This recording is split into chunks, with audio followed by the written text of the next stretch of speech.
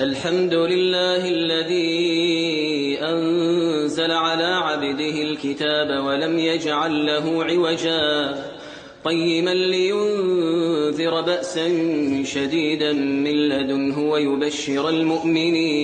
ويبشر المؤمنين الذين يعملون الصالحات أن لهم أجرا حسنا ماكثين فيه أبدا وينذر الذين قالوا اتخذ الله